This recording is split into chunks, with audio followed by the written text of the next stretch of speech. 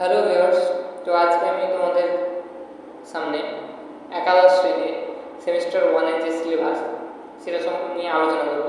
তোমরা অনেকেই বা মাধ্যমিক দিয়েছো, অনেকে ভালো নাম্বার পেয়েছো, অনেকে ভালো নাম্বার পাওনি। এটা নিয়ে তোমরা কেউ কখনো মন খারাপ করবে না, কারণ এই কয়েকটা ডিজিট, কয়েকটা সংখ্যা বা কিছু নাম্বার তোমার ভবিষ্যতে কখনোই ডিসাইড করতে পারে না। কারণ আমি দেখেছি যে যারা ধরো মাধ্যমিকে অনেক নাম্বার পেয়েছে, তারা কিন্তু শেষ পর্যন্ত ভালো জায়গায় পৌঁছতে পারে না। আবার দেখা যায় যে অনেক ব্যাক বেঞ্চার থাকে, যারা নাম্বার কম পায় তারা আবার দেখা যায় যে ভালো ভালো পজিশনগুলো দখল করে নেয়।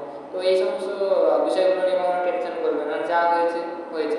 আবার তোমরা তোমাদের পড়ার মধ্যে ফিরে আসো।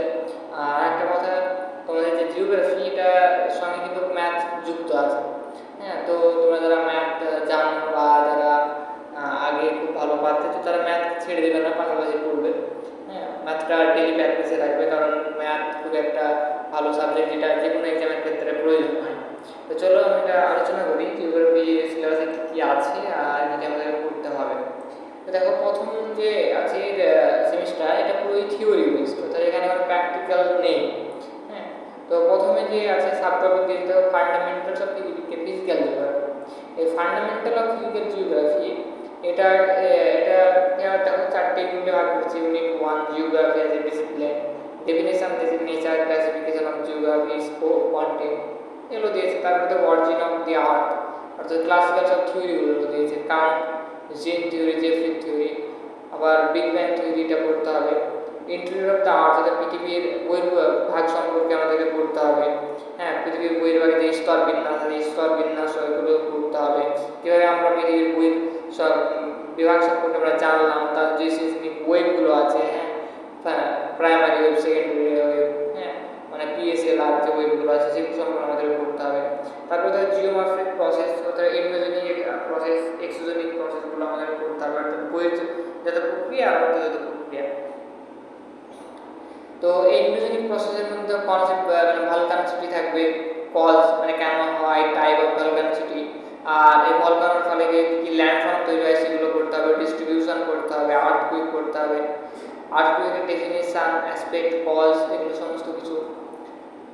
আর সুনামি সম্পর্কে পড়তে হয়। আর এক্সোজেনিক প্রসেস বলতে তোমরা বায়ুর ক্ষয়কার্যের ফলে, বায়ুর ক্ষয়কার্যের ফলে সৃষ্টি এইসব ভূমিরূপগুলো পড়তে হবে। তারপরে দেখো ওয়েদার ক্লাইমেট, মানে ইন্ডিয়ান ক্লাইমেট সম্পর্কে পড়তে হয়। Composition and structure of atmosphere, অর্থাৎ পুরো অ্যাটমসফিয়ার সম্পর্কে আমাদেরকে পড়তে হবে।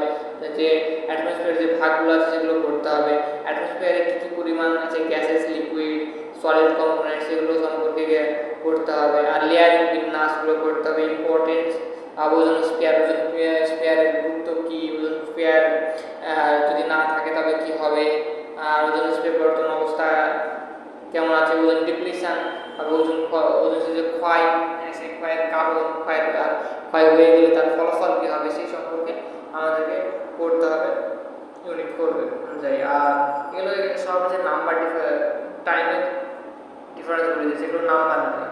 আর এইখান থেকে মোট 15 মার্ক থাকবে, মোট টোটাল 35 মার্ক, তার মধ্যে এখান থেকে 15 মার্ক থাকবে। তারপরে দেখো fundamentals of human geography. Human geography থেকে কত 12 মার্ক, এখান থেকে 12 মার্ক আসবে, মোট 26 মিনিট। তো এখানে স্কোপ, অর্থাৎ হিউম্যান জিওগ্রাফি কাকে বলে, হিউম্যান জিওগ্রাফির ডেফিনেশন, হিউম্যান জিওগ্রাফির সঙ্গে পরিবেশের কি সম্পর্ক বা রিলেশনশিপ সম্পর্কে পড়তে হবে। তারপরে দেখো economic geography classification, primary, secondary, tertiary, quaternary, quinary যে সেক্টরগুলো আছে সেগুলো আমাদেরকে পড়তে হবে। তারপরে ইউনিট 2 দেখা যাচ্ছে প্রাইমারি অ্যাক্টিভিটি, হান্টিং, গ্যাদারিং, প্যাস্টোরালিজম, এগ্রিকালচার, কমার্শিয়াল, মিক্সড, এগুলো পড়তে হবে। Production, wise distribution of and importance of gas growth, এগুলো পড়তে হবে। প্রাইমারি অ্যাক্টিভিটিটা মানে খুব ভালোভাবে আমাদেরকে কথায় পড়তে হবে। তারপরে দেখা যায় জিওগ্রাফি অফ ইন্ডিয়া, এটি সবচেয়ে মানে গুরুত্বপূর্ণ একটা টপিক, যেটা যারা ভাববে যে ভবিষ্যৎ কম্পিটিটিভ এক্সামের জন্য পড়বে, বা অনেকে ভাববে যে আমি ডাব্লিউবি এক্সাম দেবো বা কেপি এক্সাম দেবো, এরকম যারা ভাববে, তাদের জন্য কিন্তু এই সমস্ত টপিকগুলো গুরুত্বপূর্ণ জিওগ্রাফির মধ্যে।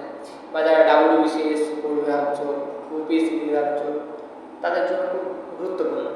তো দেখো প্রথমে হচ্ছে ইন্ডিয়া যে কান্ট্রি, অর্থাৎ ভারতের যে লোকেশান, সাইজ, অ্যাডমিনিস্ট্রেটিভ সেট আপগুলো আছে সেগুলো পড়তে হবে। আর ভারতের যে নেইবারিং কান্ট্রিগুলো আছে, পাকিস্তান, আফগানিস্তান, চীন, হ্যাঁ, তারপরে মায়ানমার, ভুটান, এই সমস্ত, শ্রীলঙ্কা, এই সমস্ত, বাংলাদেশ, এই সমস্ত দেশগুলো সম্পর্কে একটু পড়তে হবে। আর স্ট্রাকচার অ্যান্ড জিওগ্রাফি পড়তে হবে, অর্থাৎ মাউন্টেন পড়তে হবে, প্লেটু, তারপরে গঙ্গা প্লেন, ব্রহ্মপুত্র প্লেন, এগুলো পড়তে হবে, আইল্যান্ড। তারপরে ইউনিট 3 আছে Indian as a drainage system. হ্যাঁ, মানে ইন্ডিয়ান ড্রেনেজ সিস্টেম অর্থাৎ ভারতের প্রয় প্রণালী, যেটাকে বাংলায় বলে, অর্থাৎ নদী ব্যবস্থা। বলছে drainage system of India with reference to follow direction, মানে কোন নদীগুলো কোন দিকে ফলো করে, হ্যাঁ, কোন দিকে বয়ে যায়, হ্যাঁ, সেই দিক অনুসারে আমাদেরকে সব নদীগুলো পড়তে হবে। হ্যাঁ, যে Himalayan drainage system, Ganga, Brahmaputra, হ্যাঁ, তারপরে সিন্ধু, এই সব নদীগুলো সম্পর্কে পড়তে হবে। হ্যাঁ, পেনিনসুলার ড্রেনেজ সিস্টেম, নর্মদা, তাপি, হ্যাঁ, কৃষ্ণা, কাবেরী, এই সমস্ত নদীগুলো সম্পর্কে পড়তে হবে। তাদের উপরে যে ড্যাম ট্যাম তৈরি হয় সেগুলো সম্পর্কে আমাদেরকে অধ্যয়ন করতে হবে। আর এই যে নদীর জল, এই জলগুলো কোথায়, কোন ফ্যাক্টরিতে, কোন ইন্ডাস্ট্রিতে কীভাবে ব্যবহার করে, হ্যাঁ, কতটা পরিমাণ শেয়ার করে, বা কোন এই জল কোন দেশ কতটা পরিমাণ শেয়ার করে, এই সব সম্পর্কে আমাদেরকে পড়তে হবে। তো এতটুকু যে তোমাদের ফার্স্ট সেমিস্টারের সিলেবাস, এর যে আর বেশি কিছু নয়, তো একবারে ইজি একটা সিলেবাস। হ্যাঁ, ইজিলি এটা পড়া যায়।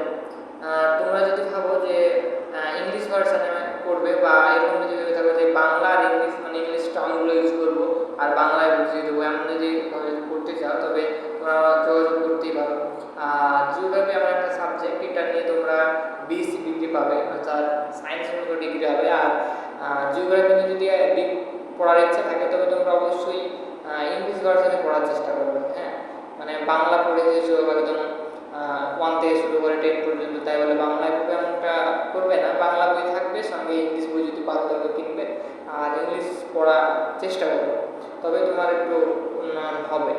আর না হলে তোমাদের কেউ বলো তো তোমরা পড়বে এখন আবার বাংলায়, তারপরে আবার ধরো গ্র্যাজুয়েশনে যাবে, হয়তো গ্র্যাজুয়েশনে আমাদের যে কল্যাণী আন্ডারের যে কলেজগুলো আছে সেগুলোতে হয়তো কিছু কিছু জায়গায় বাংলাতে হয় এক্সাম, কিন্তু ম্যাক্সিমাম জায়গায় জিওগ্রাফি নিয়ে পড়তে গেলে ইংলিশে লিখতে হয়। তো আগে থেকে ইংলিশে পড়া প্র্যাকটিস করে নেবে, বা ইংলিশে পড়লে যে টার্মগুলো থাকে, মেন মেন টার্মগুলো ইংলিশে পড়ার চেষ্টা করবে।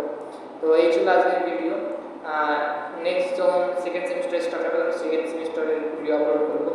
তো আজকের মতো এখানে, থ্যাংক ইউ, টাটা, দেখা হবে আবার পরের ভিডিওতে। ভিডিওটি ভালো লাগলে তোমরা লাইক, কমেন্ট, শেয়ার করবে।